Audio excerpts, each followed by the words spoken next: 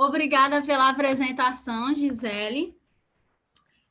Boa tarde novamente para todos aqueles que estão por aqui me assistindo. Hoje eu vou apresentar para vocês o estudioso Abd-Hamid Ibn Turki, do século IX. Destaco que são pesquisas iniciais, são resultados de pesquisas iniciais que eu realizei durante o mestrado.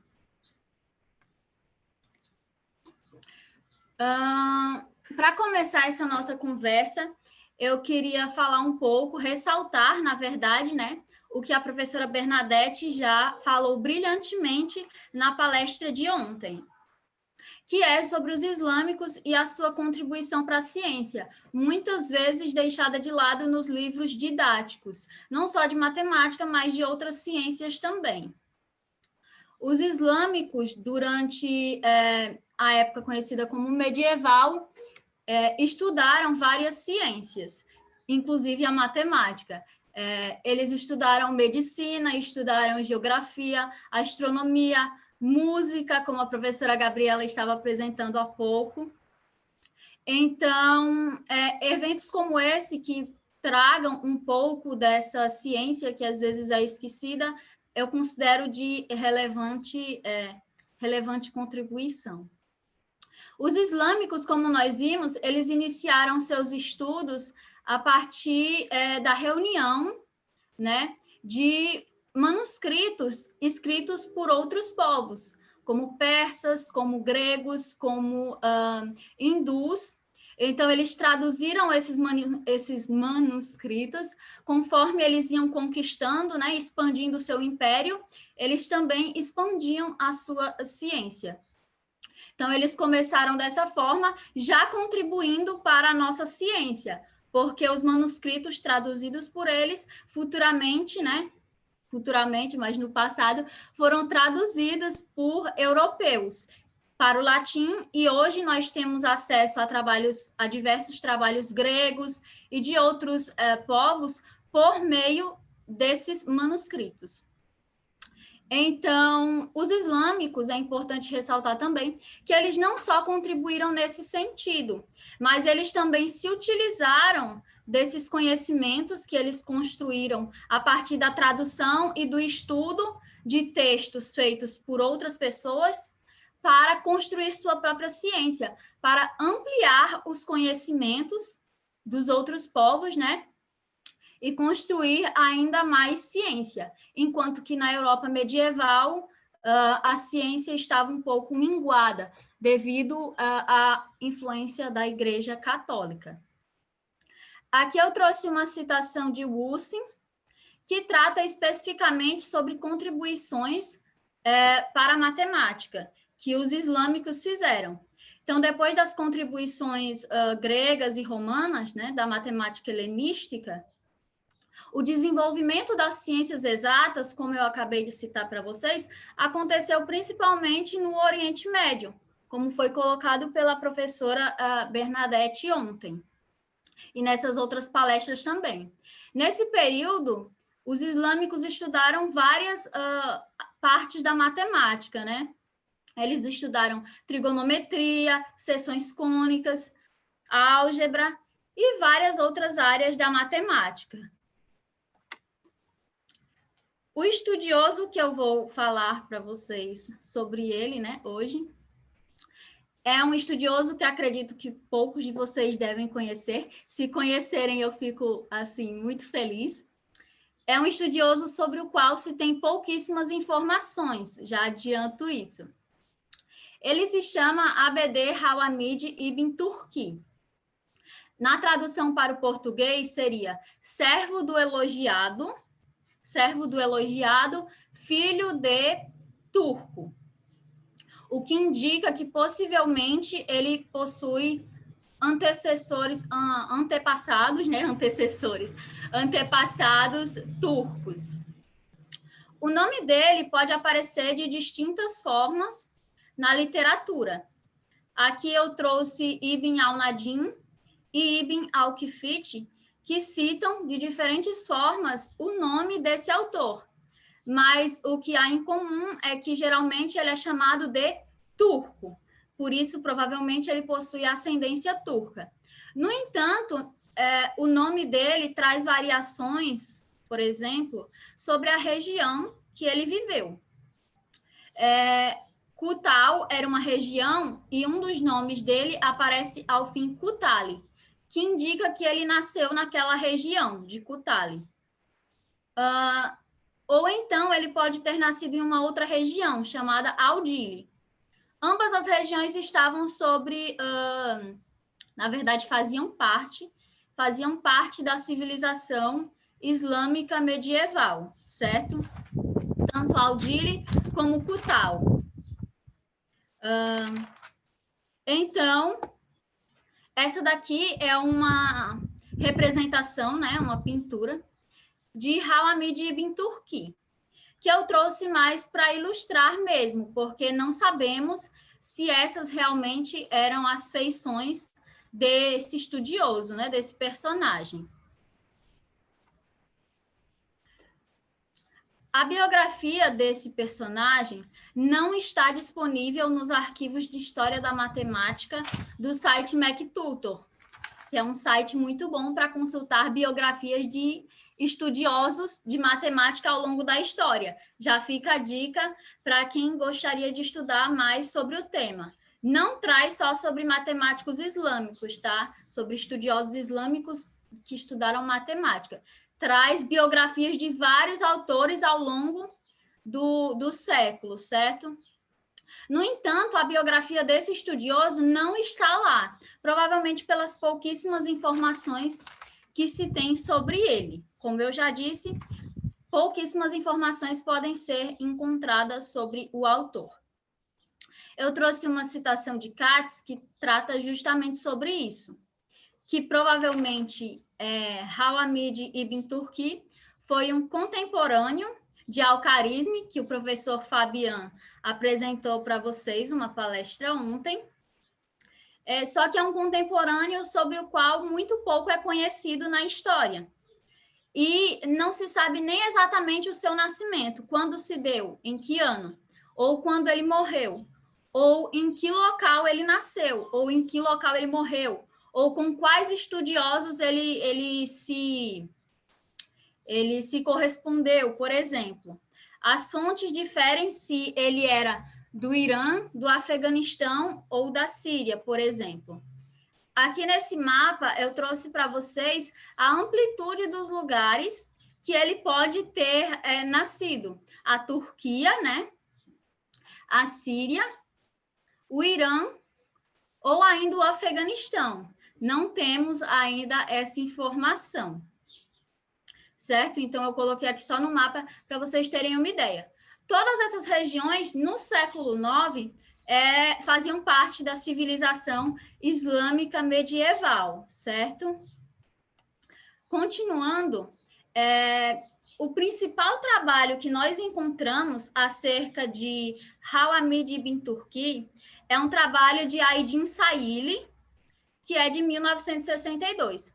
Aydin Saili foi um escritor, né? Infelizmente, ele já faleceu, como a professora Gisele colocou mais cedo. E ele escreveu sobre vários estudiosos islâmicos. Hawamid Ibn Turki foi um deles.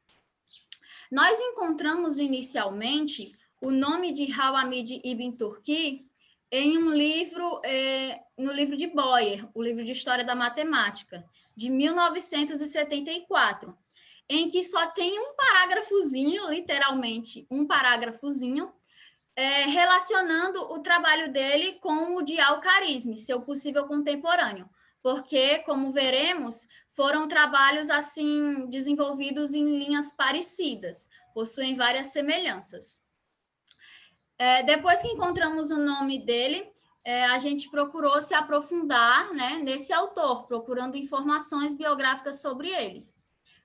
Nas pesquisas iniciais, como eu disse já, encontramos pouco, sendo que o principal trabalho realmente é o de Saili, que vai tratar sobre informações biográficas, né, de Abd Hawamid Ibn Turki, vai comentar sobre o trabalho dele e também fazer uma comparação com o trabalho de Al-Khwarizmi.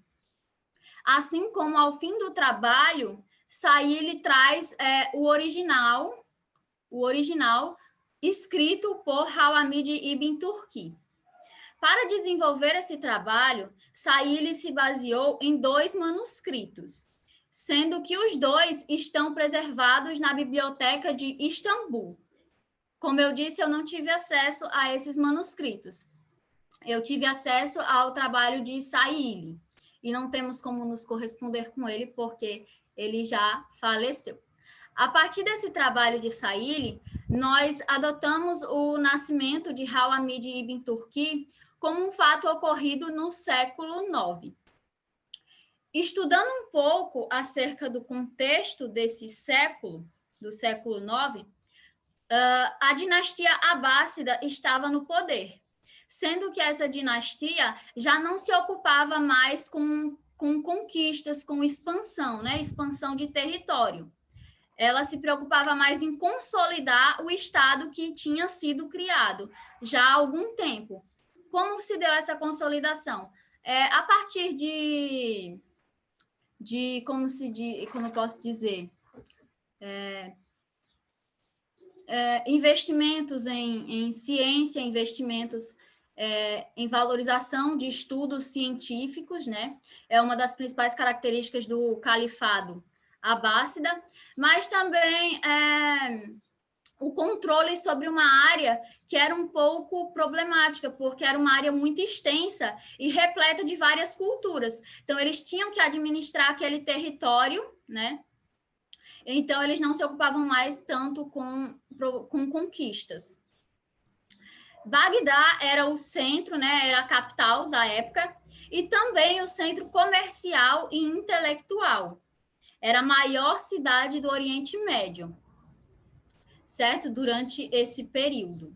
Era o local onde estavam concentradas a maior parte das bibliotecas, das escolas e dos centros de estudo, como é o caso da Casa da Sabedoria, né, que teve um papel histórico bastante importante na civilização islâmica, por ser um centro de estudos onde vários estudiosos se concentravam.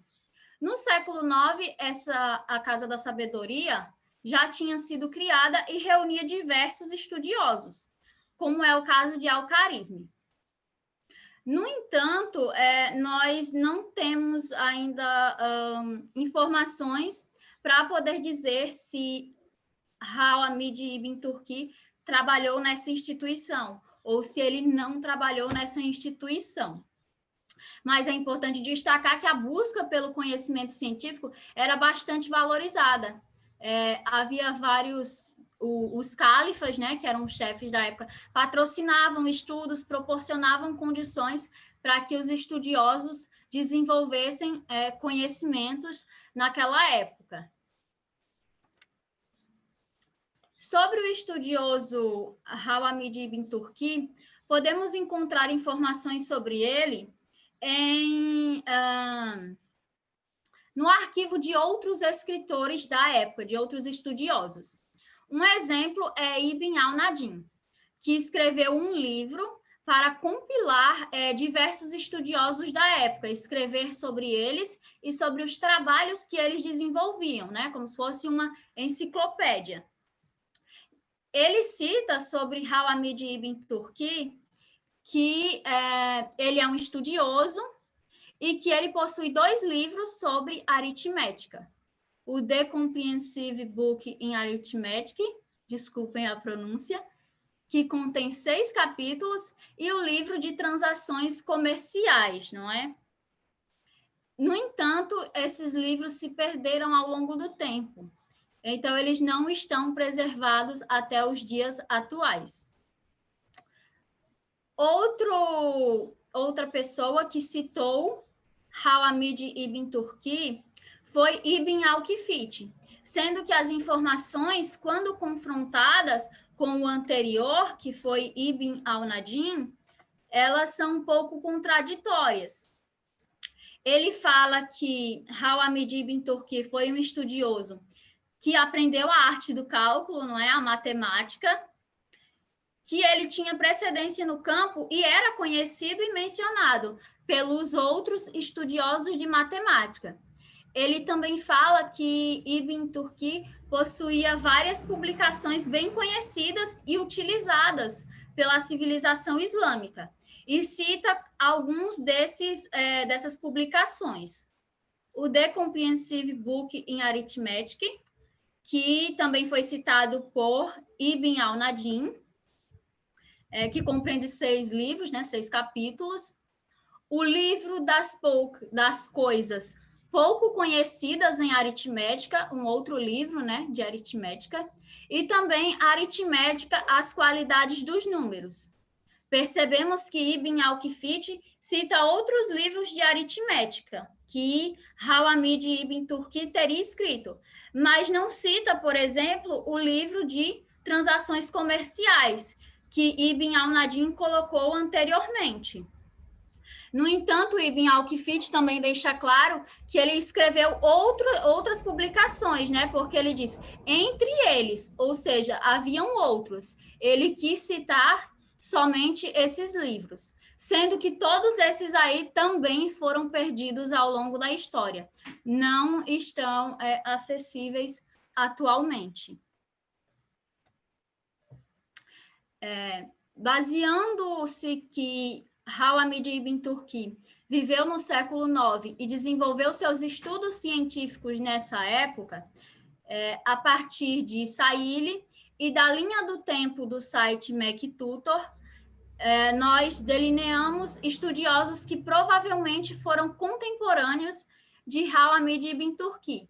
Essa é a linha do tempo, parte da linha do tempo do site MacTutor, e ao clicar sobre qualquer um desses nomes, já é redirecionado para a biografia desses autores.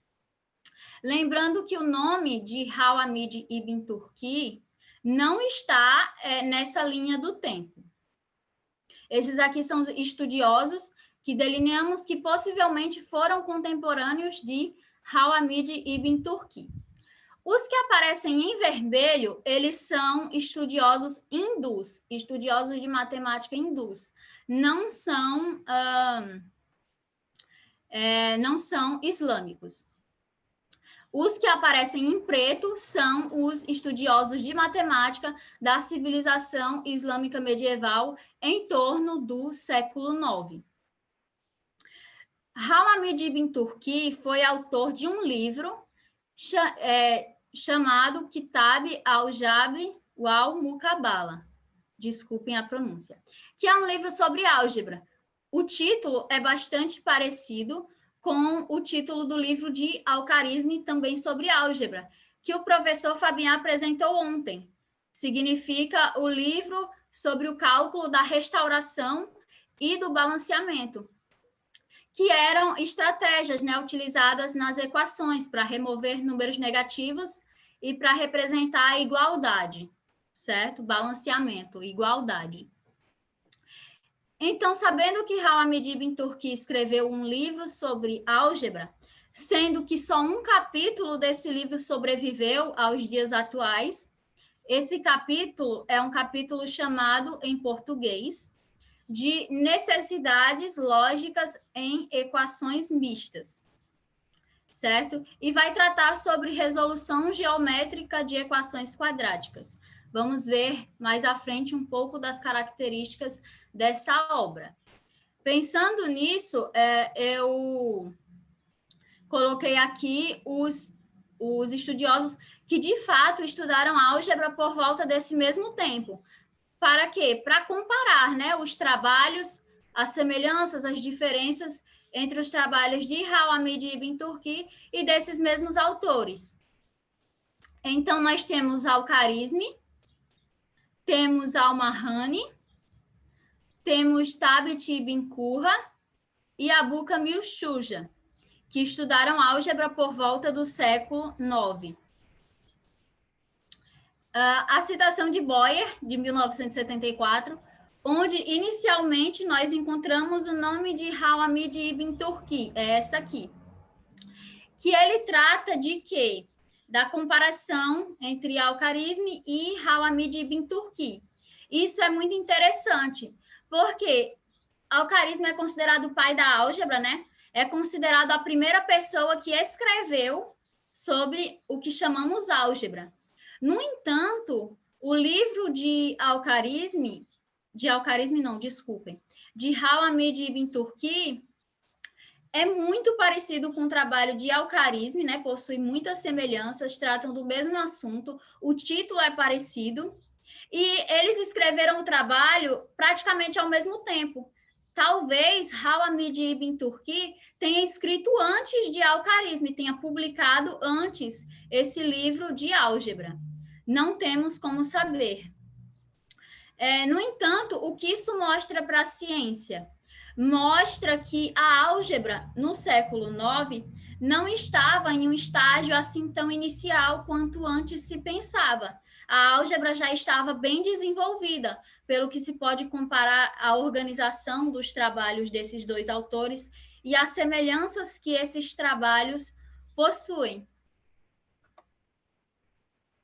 Partindo mais um pouco à frente para a obra de Al-Hamid Ibn Turki, na verdade, a parte da obra que sobreviveu, né, que foi o capítulo Necessidades Lógicas em Equações Mistas, inicialmente, um ponto importante seria a influência religiosa. A religião, o islamismo, né, que era bastante importante, que unificou a civilização islâmica, era uma religião que apoiava, valorizava o conhecimento. As pessoas que seguem o islamismo acreditam que, ao estudarem, elas estão mais próximas do Deus delas, que é Alá. Isso, inclusive, está escrito em certas partes do Alcorão. O livro, tipo, comparando, seria a Bíblia da civilização islâmica. Então, eles acreditavam nisso, e os estudiosos também acreditavam estar inspirados por Alá quando escreviam seus trabalhos. O trabalho de Al-Hamid Ibn Turki, nesse sentido, se inicia com a seguinte saudação: em nome de Alá, Alá é o Deus, Alá misericordioso e compassivo. Bênção e paz estejam sobre Maomé. Maomé é o profeta, né? É o mestre dos profetas e sobre todos os seus descendentes. Ao iniciar o trabalho com essa saudação, Al-Hamid Ibn Turki já revela a influência religiosa, né? Provavelmente ele era muçulmano. Partindo mais para a matemática, como eu já citei anteriormente, ele lidava com equações quadráticas nessa parte do trabalho, nesse capítulo, a partir de um raciocínio geométrico, parecido com o que Fabian apresentou para vocês ontem. Essa visão do algébrico, né, utilizando a geometria, possuía características bem interessantes, como nós veremos a seguir. Aqui eu trouxe para vocês, na linguagem retórica, que Al-Hamid Ibn Turki utilizava no século IX, mas também trouxe em linguagem simbólica, só para vocês terem uma referência e poderem entender melhor como Al-Hamid Ibn Turki lidava com equações na época dele, em que não existia esse simbolismo, a álgebra não era atrelada a esses símbolos, a álgebra era mais atrelada à geometria. Al-Hamid Ibn Turki chamava esses coeficientes, né, essas formas da equação quadrática, da mesma forma que Al-Khwarizmi. Então, assim, o que hoje a gente chama de x ao quadrado, para ele era uma quantidade quadrada, ele escrevia uma quantidade quadrada. O que hoje chamamos bx, ele chamava de número de raízes. Então, por exemplo, 4 raízes seriam 4x. E o coeficiente que hoje chamamos de c, ele chamava de um certo número. Então, número 24, escrevia 20 e 4, certo? Um exemplo aqui de uma equação que é trabalhada nessa obra de Al-Hamid Ibn Turki é a equação 4 raízes mais 5 é igual a uma quantidade quadrada, que na nossa simbologia atual seriam 4x, 4 raízes, mais 5 é igual a x ao quadrado.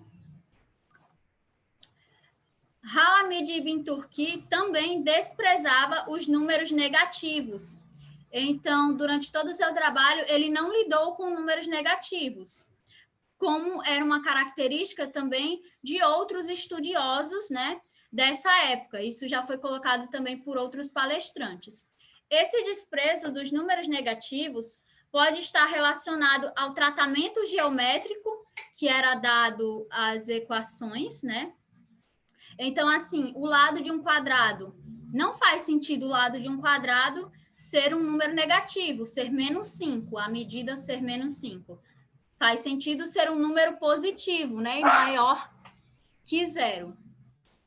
Então, esse desprezo dos números negativos, ele traz, no caso do estudo de equações quadráticas, o impacto nos coeficientes A, B e C. No caso, Hamid Ibn Turki dividia equações quadráticas em casos, justamente porque, para não lidar com números negativos, para que os coeficientes sempre estivessem positivos. E também as raízes. Hamid Ibn Turki não encontrava raízes negativas, né? Raízes negativas para as equações. Ele só encontrava raízes positivas. Outro ponto é que o coeficiente A, o coeficiente que acompanha x ao quadrado, era sempre igual a 1. E se não fosse? Se qualquer uma dessas condições fosse violada, Hamid Ibn Turki transformava, né, trabalhava a equação até que ela se encaixasse em um desses casos aqui. Esses são os casos que ele trabalhou no capítulo sobrevivente do seu trabalho. Temos esses casos aqui, certo? Eu coloquei na linguagem retórica, né, que é uma generalização, ele está generalizando, e em linguagem simbólica, sendo que para cada um desses casos, ele deu um exemplo numérico, certo? Como o anterior, né? Meu Deus. Aqui, 4 raízes mais 5 é igual a uma quantidade quadrada. Então, ele dava um exemplo e dava também os passos para construir uma figura geométrica que trouxesse a raiz positiva da equação que ele estava resolvendo.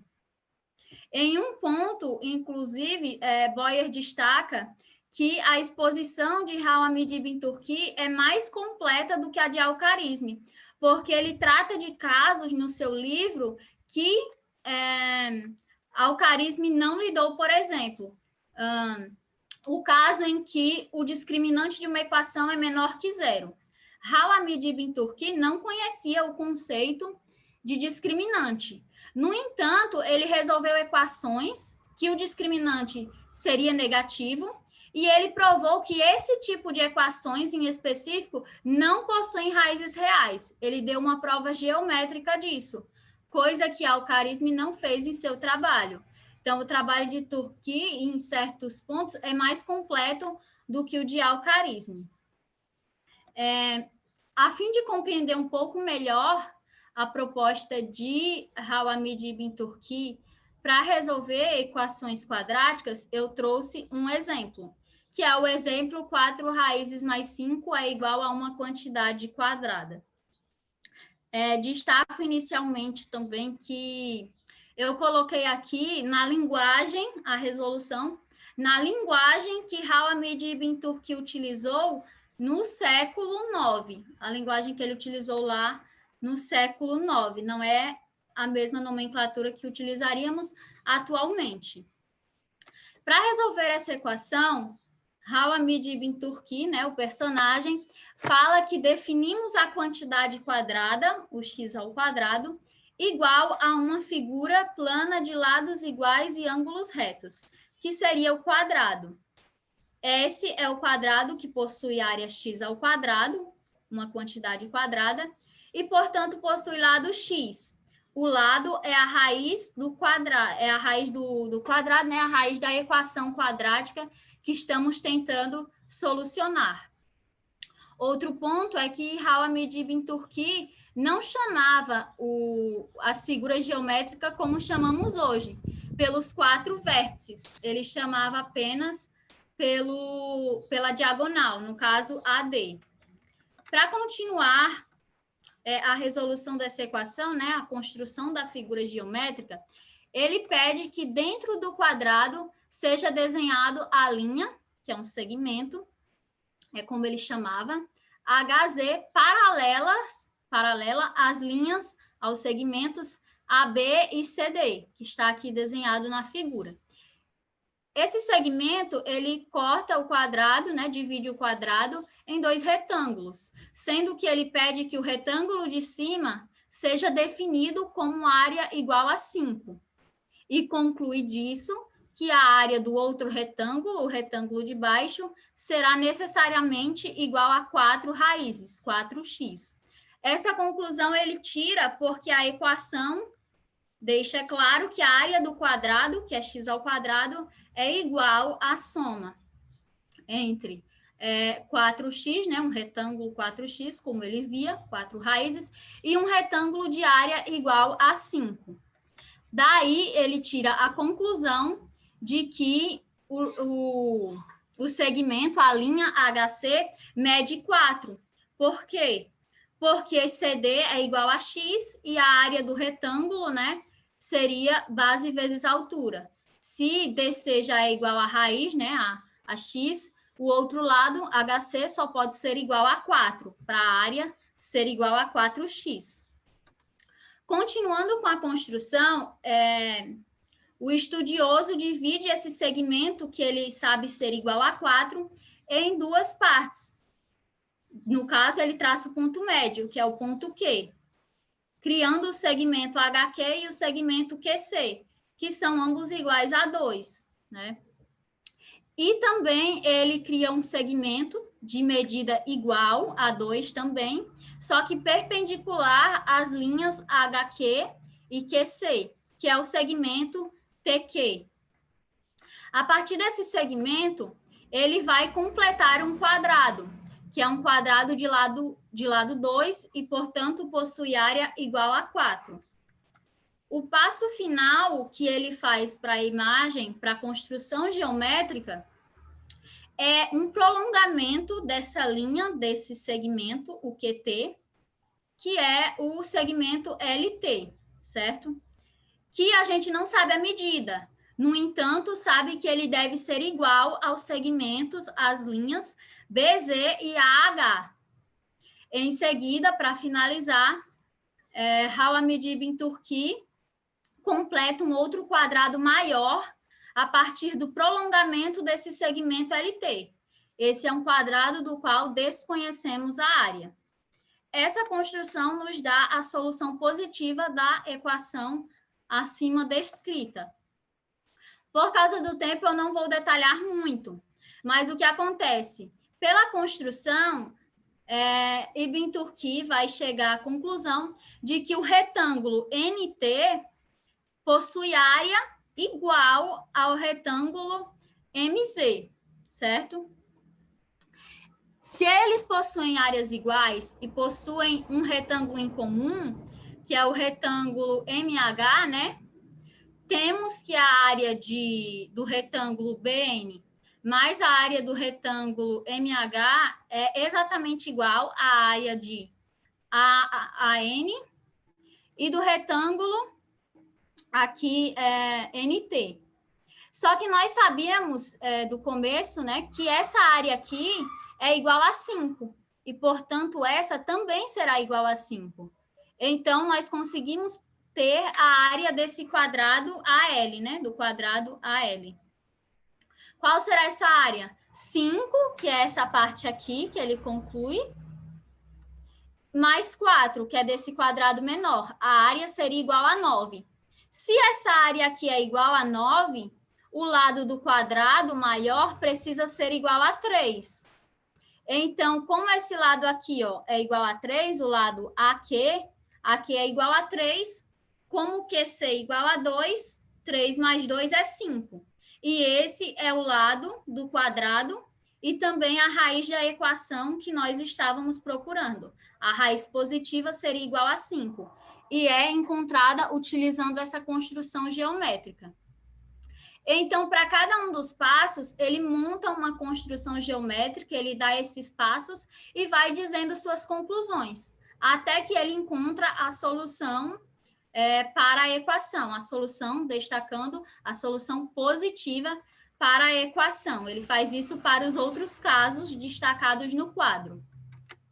Partindo para as nossas considerações finais, destaco mais uma vez a importância da preservação dos conhecimentos antigos para a produção de novos conhecimentos, né, a produção de pesquisa científica naquela época, na civilização islâmica medieval. Como isso foi importante naquele período e é importante para nós também, porque a ciência islâmica constitui base para a ciência moderna que nós temos hoje. Podemos ver que realmente Al-Hamid Ibn Turki se encontram poucas informações biográficas sobre ele, mas que a partir da sua obra podemos tirar algumas conclusões, como a semelhança com a escrita de quem também trabalhou álgebra no século IX, o segmento da religião muçulmana, né, a religião das pessoas que seguem o islamismo. Além disso, a incorporação de aspectos da matemática grega, que são demonstrações geométricas, né, o cálculo de equações quadráticas, demonstrando geometricamente sua solução, e também a visão do pensamento algébrico, que atualmente é tão atrelado às fórmulas, de uma forma diferente, de uma forma utilizando a geometria, em uma época em que não existia símbolos para a álgebra. Isso revela que provavelmente ele viveu no século IX e escreveu seu trabalho naquele período. Isso também mostra a amplitude de produção do conhecimento matemático e contribui para a elucidação da história da ciência, porque nós vimos que, a partir do trabalho dele, novas perspectivas sobre álgebra foram traçadas para aquele período, considerando que ele forneceu procedimentos notáveis para a resolução de equações quadráticas, por exemplo. Assim como pode ter desenvolvido outros trabalhos, provavelmente ele desenvolveu outros trabalhos, só que eles acabaram se perdendo com o tempo, ao que parece. Essas aqui são as referências que eu utilizei para a apresentação, para essa palestra. E eu gostaria, mais uma vez, de agradecer a todos vocês que estão assistindo, especialmente a comissão do evento, né, que organizou esse evento, assim como também a minha orientadora de mestrado, a professora Gisele Costa de Souza, e a professora Gabriela, que foi a minha co-orientadora durante o mestrado. Contribuições e dúvidas, vocês podem entrar em contato, e para mais informações, a minha dissertação de mestrado está no repositório da UFRN.